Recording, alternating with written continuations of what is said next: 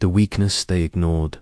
The perfect invasion commander, Vexstar, stood at the observation deck of the flagship Genetic Apex, watching the blue marble that was Earth rotate slowly beneath them.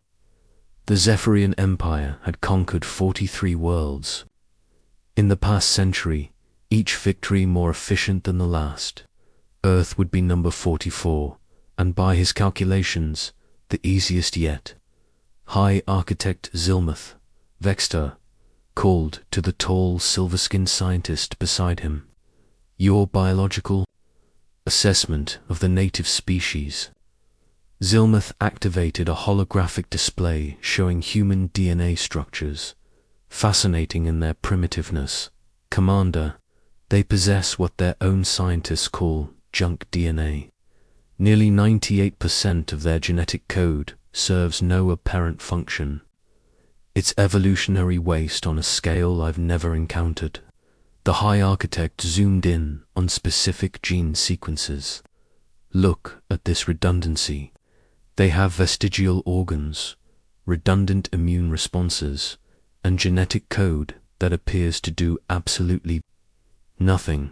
Any properly evolved species would have eliminated such biological inefficiency eons ago. Vexstar nodded approvingly. The Zephyrians had perfected their own genetics over millennia, removing every unnecessary sequence, every redundant organ, every inefficient biological process. They were living proof that perfection was achievable through scientific discipline. Their military capabilities? Vexstar inquired. Primitive kinetic weapons, basic energy shields, rudimentary space travel, reported Sub-Commander Kethril from the tactical station. Their largest vessels are barely 1% the mass of our destroyers. Their planetary defenses couldn't stop a single one of our frigates. Then we proceed as planned, Vexstar declared. Full biological superiority protocol.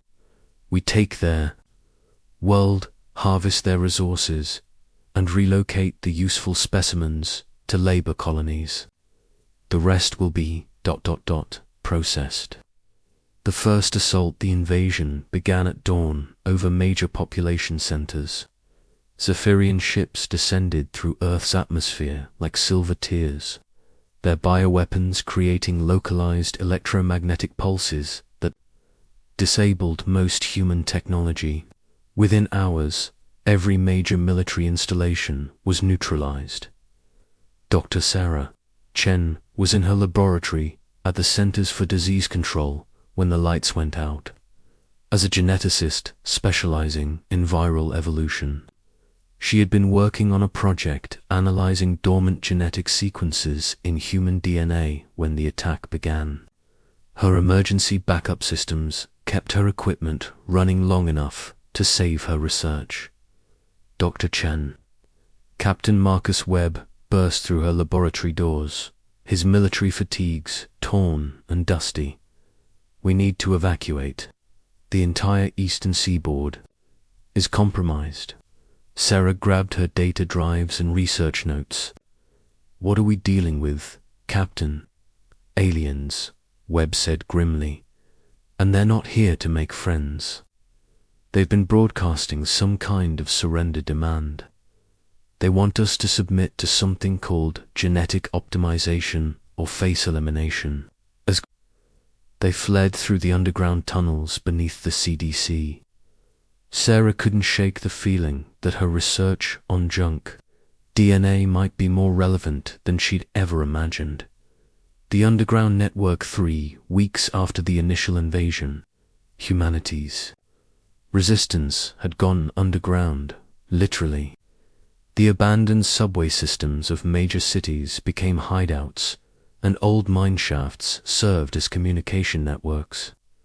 The Zephyrians controlled the surface, but humans had always been good at adapting to impossible circumstances.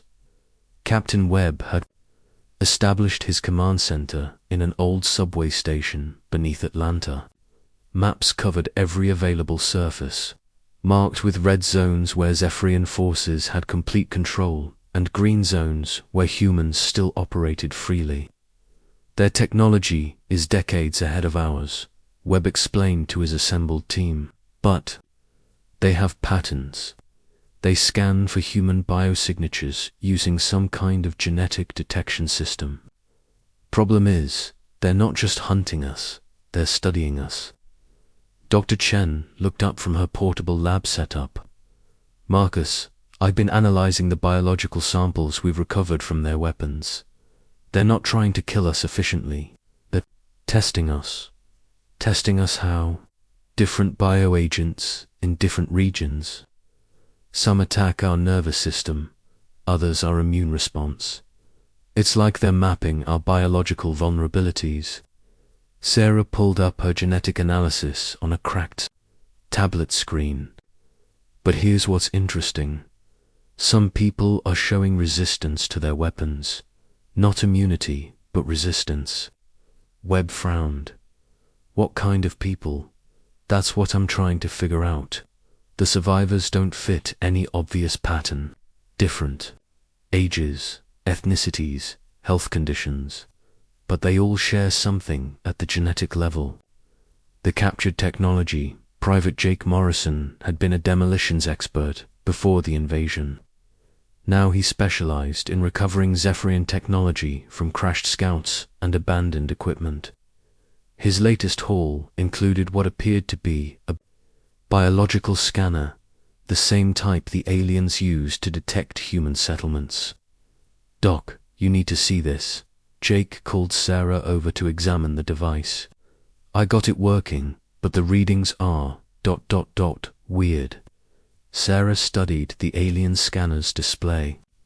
It showed genetic markers, but not the ones she expected. Jake, this isn't reading our DNA the way we thought.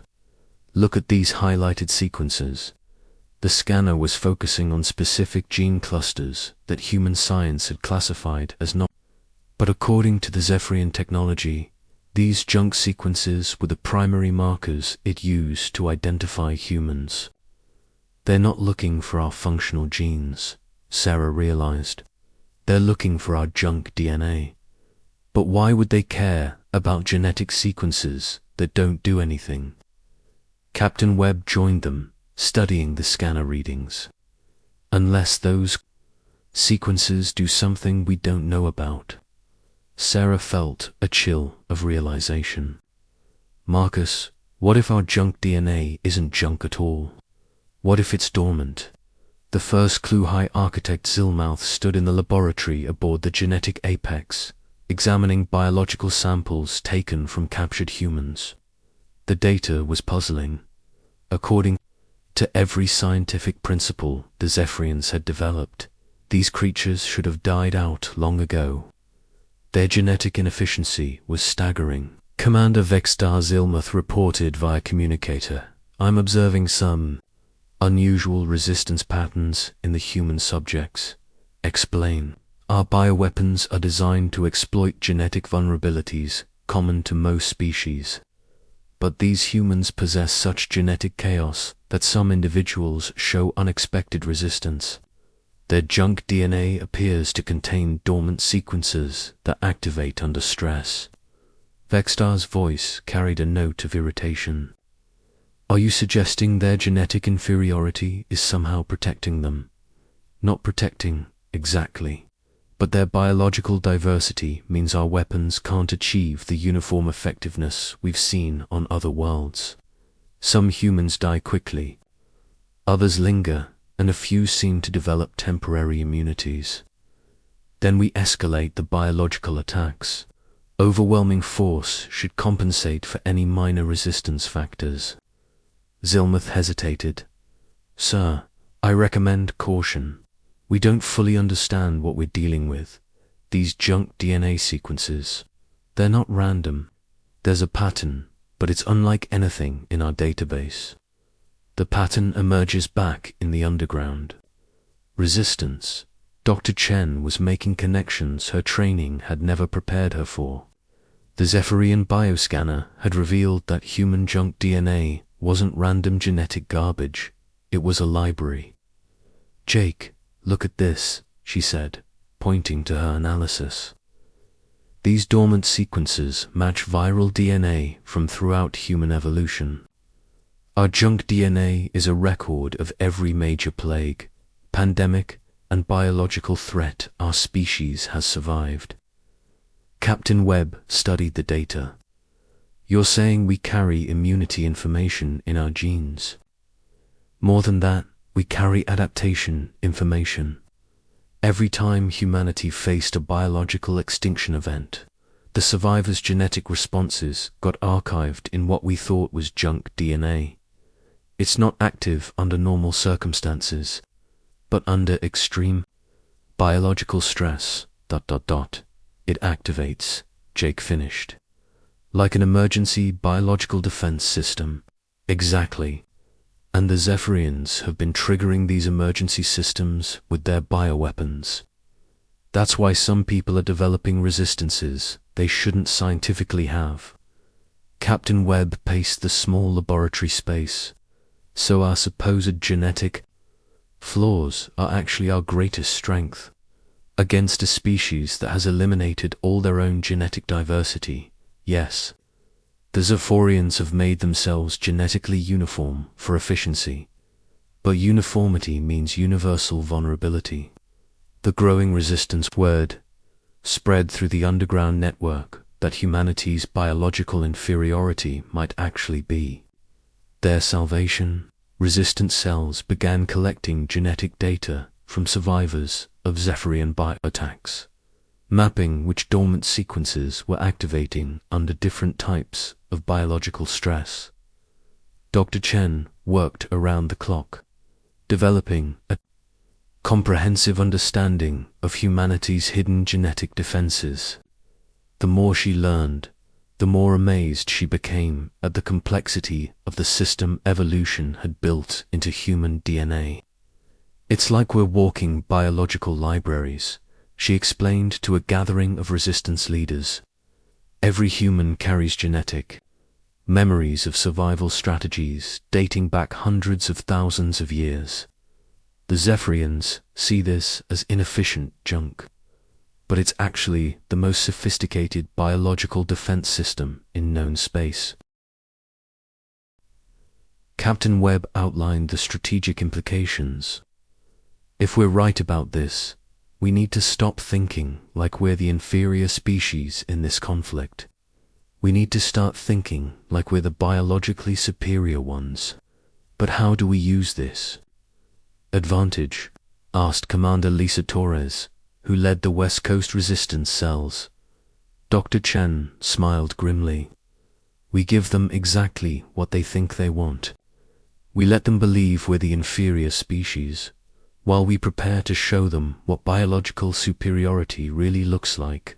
The Zephyrian miscalculation aboard the genetic apex. Commander Vextar reviewed reports from across the conquered territories.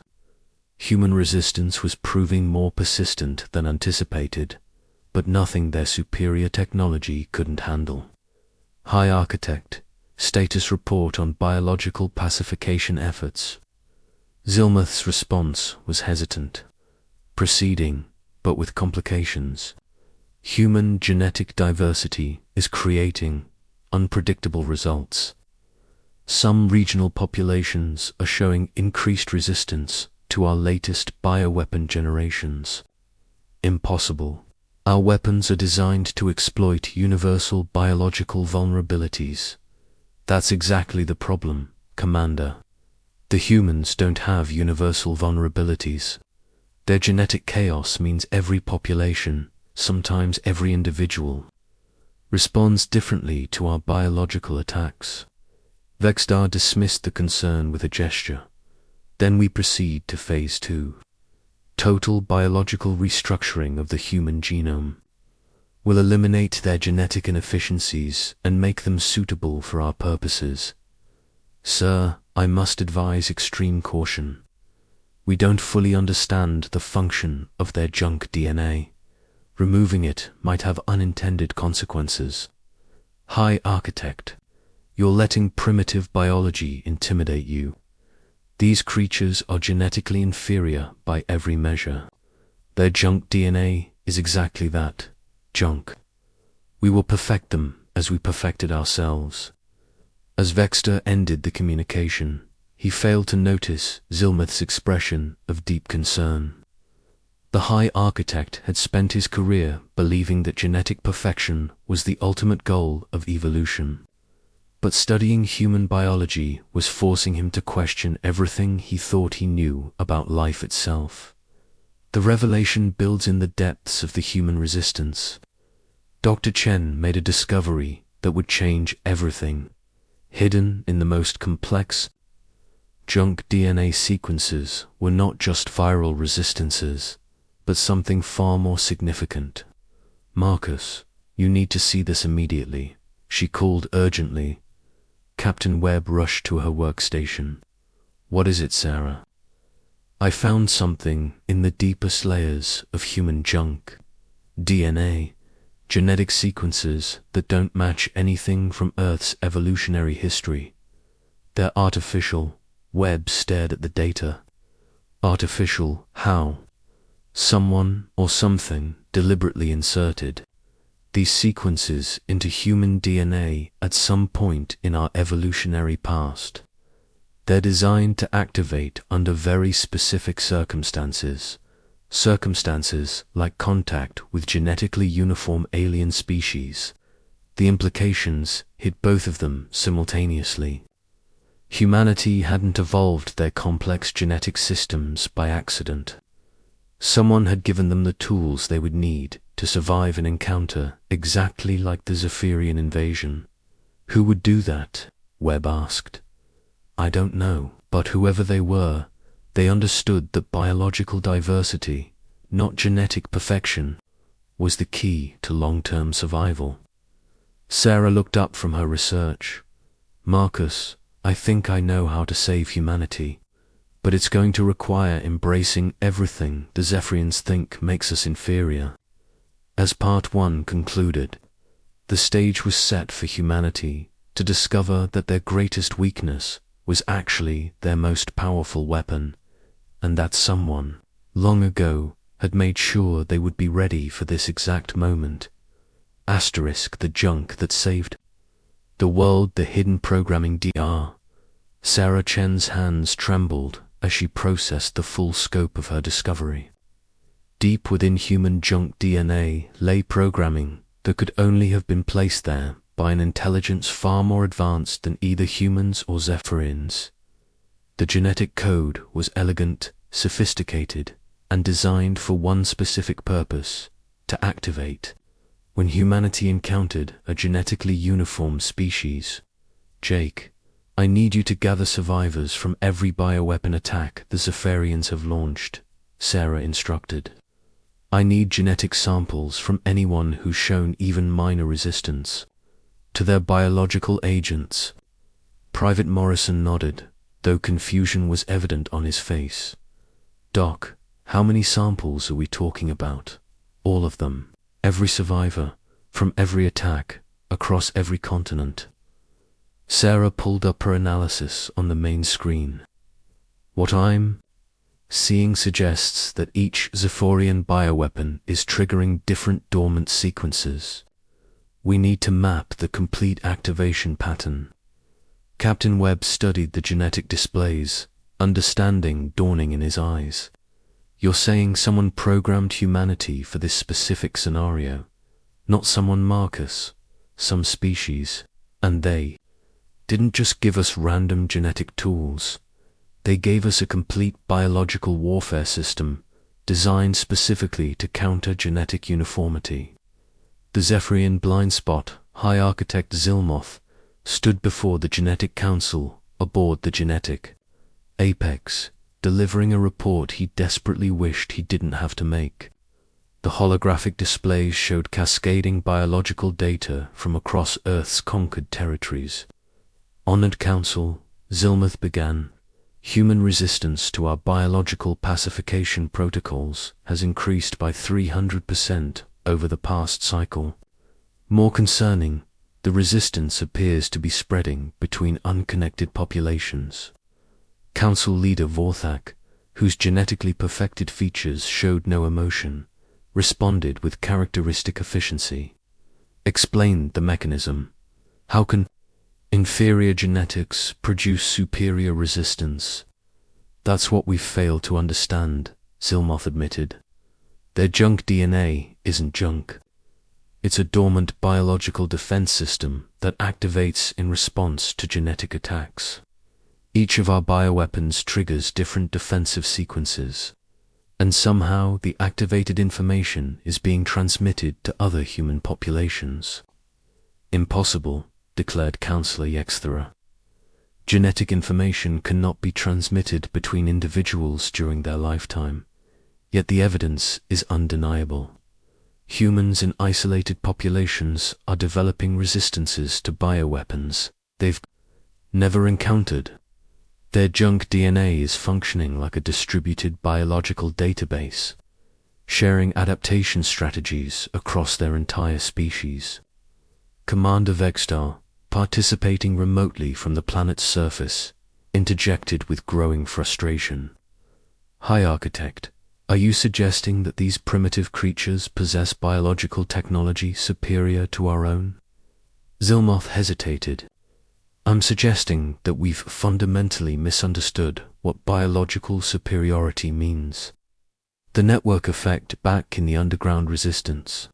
Dr. Chen was discovering just how sophisticated humanity's hidden biological system really was. Each person who survived a Zephyrian bioweapon attack wasn't just developing individual immunity, they were contributing to a species-wide database of genetic countermeasures. It's incredible, Sarah explained to the assembled resistance. Leaders. The activated junk DNA sequences are producing cellular signals that can be transmitted through multiple vectors, airborne particles, shared food sources, even casual physical contact. Every human who develops resistance to a bioweapon automatically shares that resistance with others. Captain Webb traced the implications. So every attack they make against us actually makes us stronger. Exactly, and it gets better. The genetic programming includes predictive elements based on the bioweapons they've already used are dormant. Systems are pre-activating resistances to weapons they haven't deployed yet. Commander Torres leaned forward. You're describing biological precognition. I'm describing biological intelligence that makes our current understanding of genetics look primitive, Sarah corrected. Whoever programmed this into human DNA understood biological warfare at a level we can barely comprehend. Jake Morrison, who had been quietly processing the information, spoke up. Doc, if we're carrying around some ancient species biological weapons system, can we use it offensively? Sarah's expression grew serious. Jake, I think that's exactly what we're supposed to do. The Counter-Strike design working with samples from hundreds of survivors, Dr. Chen began to understand the full scope of humanity's hidden biological arsenal. The junk DNA didn't just contain defensive measures, it contained the blueprints for biological weapons, specifically designed to target genetically uniform species. The programming is elegant, she explained to Webb as they reviewed her findings. It uses the enemy's own genetic uniformity against them. The more genetically similar a species is, the more vulnerable they are to the weapons encoded in our junk DNA. What kind of weapons are we talking about? Viral agents that exploit genetic bottlenecks? Biological toxins that target uniform cellular structures? Even genetic viruses that can rewrite DNA in species lacking genetic diversity? Sarah pulled up molecular diagrams. The Zephyrians have made themselves the perfect target for these weapons by eliminating their own genetic variation. Webb studied the data with a strategist's eye. How do we deploy these weapons? That's the beautiful part. We don't have to deploy them in any conventional sense. The activated sequences in human survivors are already producing the biological agents. We just need to create the right conditions for transmission to Zephyrian forces, and those conditions are... Sarah smiled grimly. Close contact with genetically diverse humans. The more bioweapons they use against us, the more lethal we become to them. The Zephyrian Crisis High Architect. Zilmath received the first reports of Zephyrian casualties with disbelief that quickly transformed into terror. Forward bases across Earth were reporting illness among troops, not injury from human weapons, but biological degradation that their medical technology couldn't explain or treat. Commander Vextar Zilmath contacted the surface forces urgently. You must evacuate all personnel from direct contact with human populations immediately. Explain. Our troops are dying, Commander. Some kind of biological agent is attacking them at the genetic level. It's rewriting their cellular structure, and we have no defense against it. Vextar's response carried a note of panic the High Architect had never heard before. How is that possible? We're genetically superior to these primitives. That's exactly the problem. Our genetic superiority has made us vulnerable. The humans are producing biological weapons that specifically target genetic uniformity. The more genetically perfect an individual is, the faster the weapons kill them. The implications hit both of them simultaneously. The Zephyrians hadn't just encountered a resistant species, they had encountered a species specifically designed to destroy genetically uniform civilizations. The realization...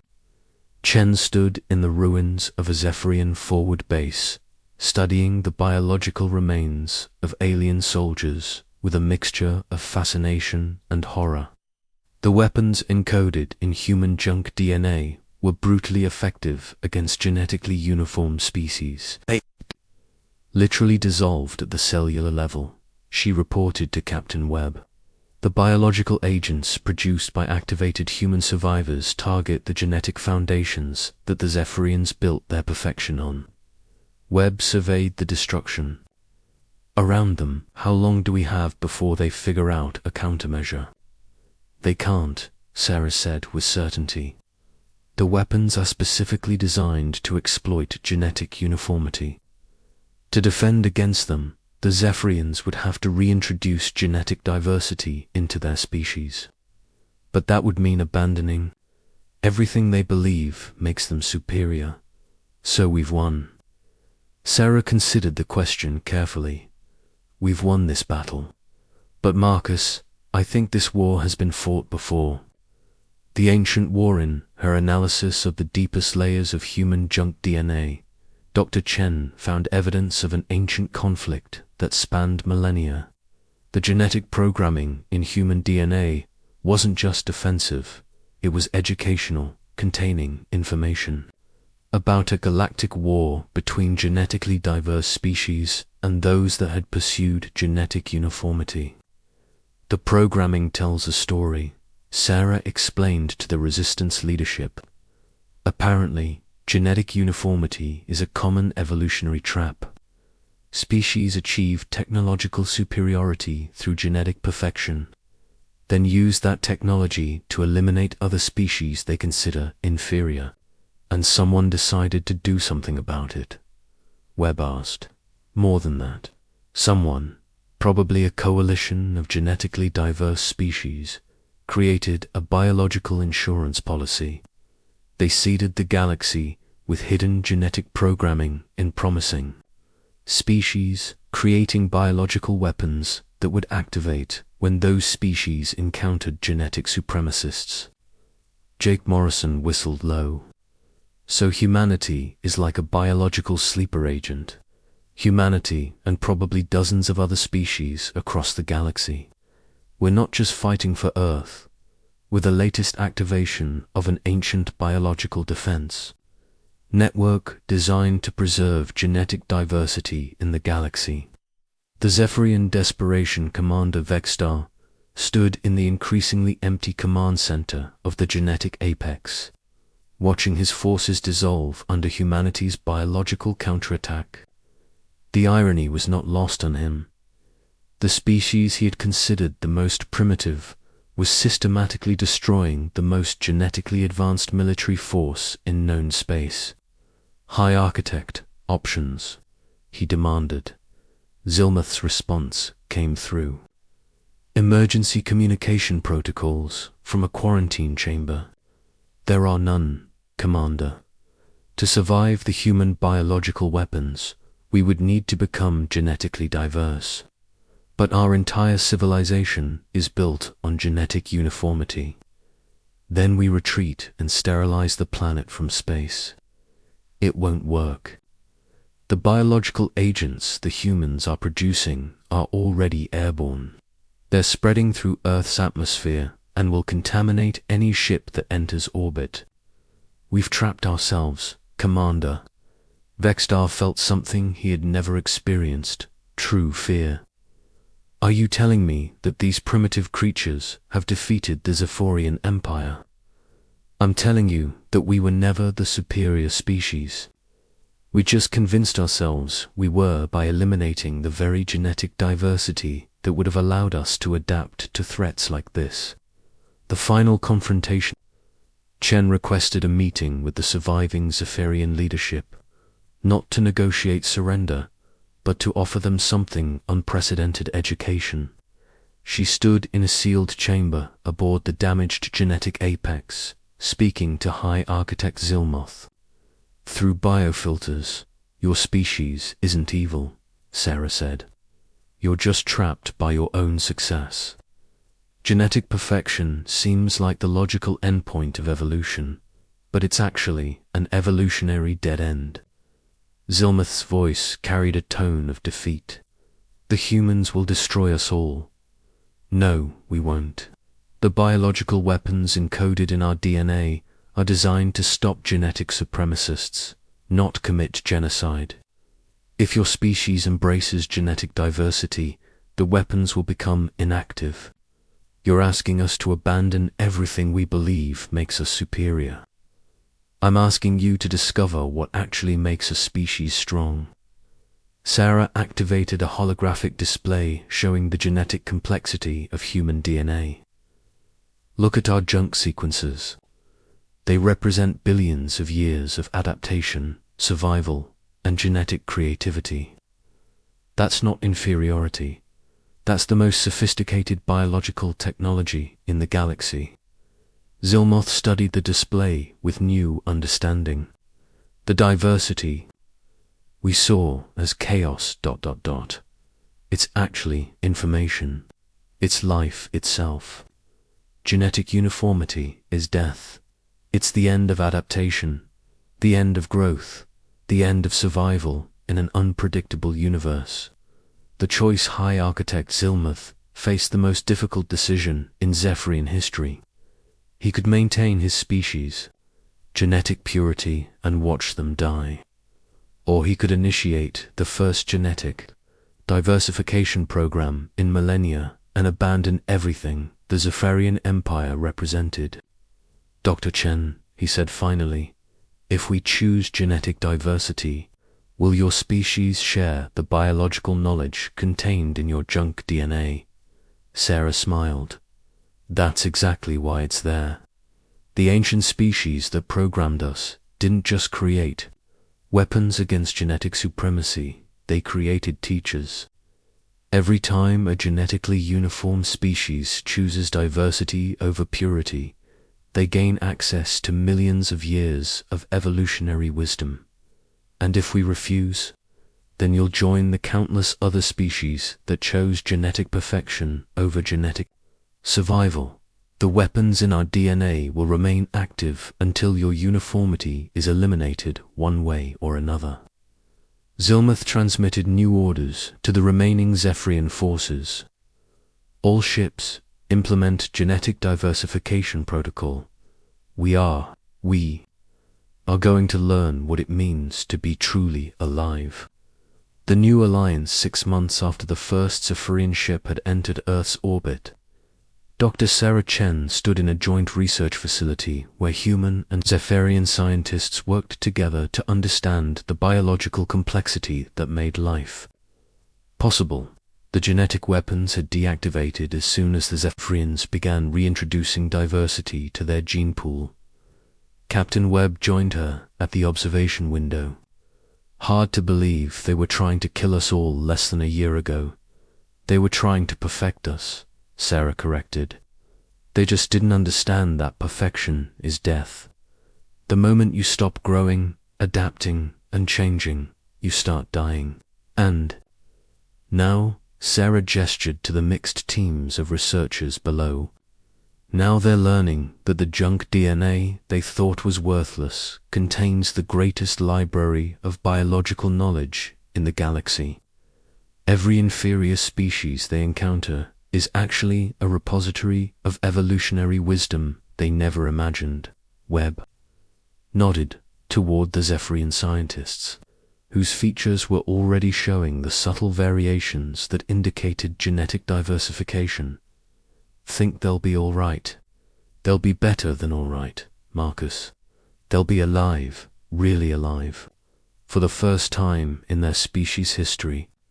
The greater revelation as humanity shared its biological knowledge with the Zephyrians.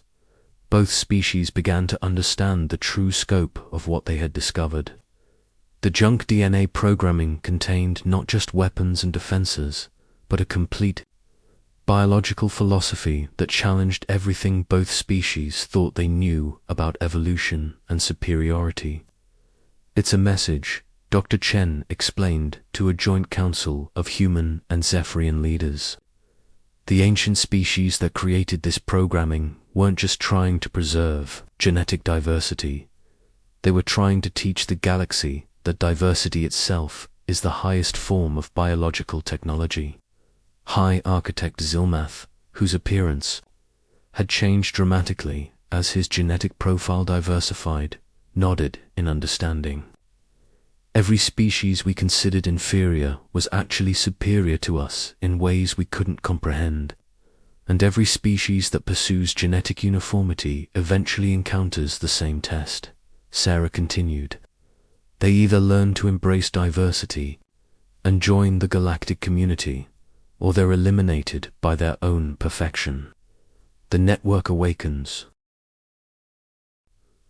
As word of humanity's victory spread through Zephyrian space, something unexpected began happening across the galaxy. Other species that had been written off as primitive or inferior by the Zephyrian Empire, began showing signs of the same hidden genetic programming that had saved humanity. We weren't the only sleeper agents, Dr. Chen reported to Earth's leadership. The ancient coalition created a network of species with hidden biological defenses. Now that the network has been activated by our conflict, it's awakening across the entire galaxy.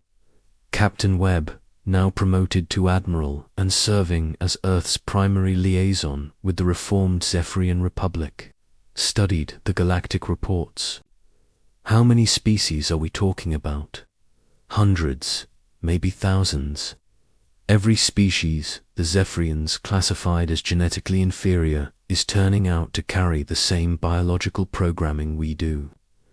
The galaxy is full of hidden weapons designed to protect genetic diversity, and the Zephyrians are sharing their technology with all of them.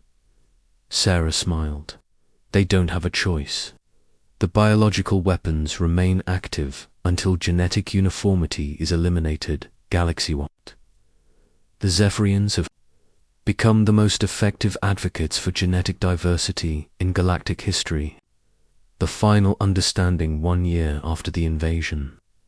Dr. Sarah Chen published a paper that revolutionized both human and galactic understanding of biology, evolution, and what it truly meant to be an advanced species. Her conclusions were simple, but profound. Genetic diversity wasn't a sign of primitive evolution. It was the highest form of biological technology. Species that pursued genetic uniformity in the name of perfection were actually committing evolutionary suicide. The junk DNA that advanced species eliminated was actually the most sophisticated biological programming in the galaxy. Most importantly, true biological superiority wasn't about perfection. It was about adaptability, diversity, and the ability to change in response to new challenges. The new galaxies, the reformed Zephyrian Republic, worked to reintroduce genetic diversity to their species. They discovered something that amazed both them and humanity. Genetic diversity wasn't just about survival, it was about creativity, innovation, and the ability to find new solutions to impossible problems. We spent millennia eliminating the very traits that would have made us truly superior, Zilmuth observed during a joint research session. Genetic diversity doesn't make a species weak, it makes them unlimited. Dr. Chen nodded in agreement. The ancient species that programmed our DNA understood something we're just learning. The universe is unpredictable, constantly changing, full of new challenges. The only way to survive in such a universe is to maintain the ability to become whatever you need to become, and that requires genetic diversity. That requires embracing the beautiful chaos of life itself.